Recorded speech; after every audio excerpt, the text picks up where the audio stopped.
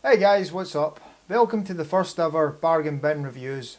This week's review is going to be the Omen 3, The Final Conflict. Now, this film has divided many fans. A lot of people say it's the worst of the Omen sequels, other people say it's actually a really good film. So, without any further ado, let's get into the review. So the story of Omen 3, The Final Conflict basically takes place 17 years after the events of the second film. Damien Thorn is now the head of his uncle's company, Thorn Enterprises, and is 32, and it became the most powerful conglomerate in the world. Think if you mixed the Umbrella Corporation, Weyland-Yutani, OCP together and put it together into one big gigantic satanic company. Damien further consolidates his power base when the current ambassador to the United Kingdom blows his brains out, and Damien then becomes the new American ambassador to the United Kingdom.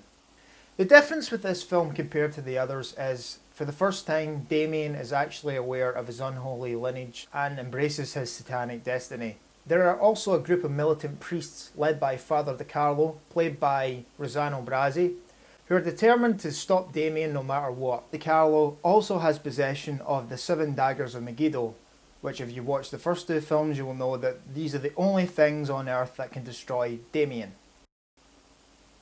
Father Di Carlo each gives one of the priests one of the 7 daggers of Megiddo, including himself, and dispatches them to try and destroy Damien.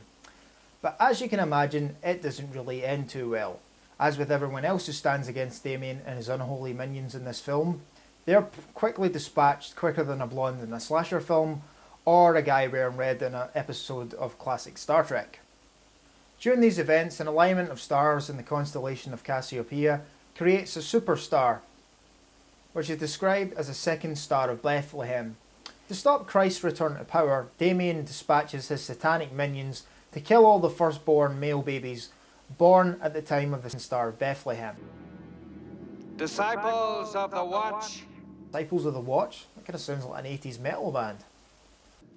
I now command you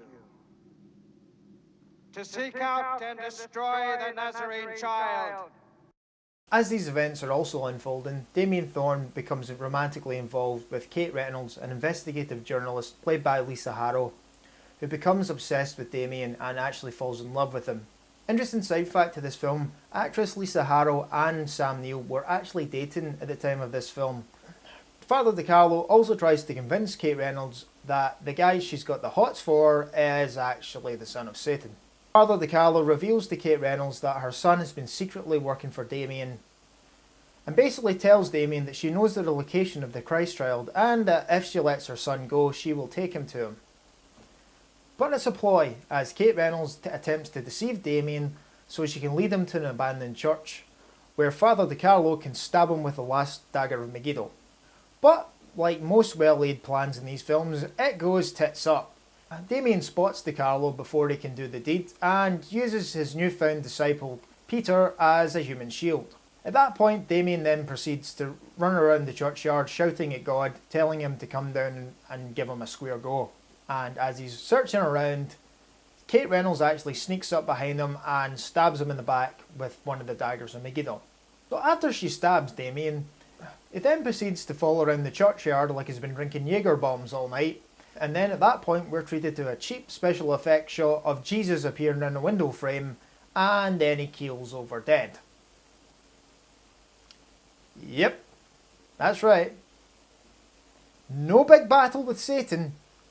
No big fucking God versus Satan slugfest. What the fuck?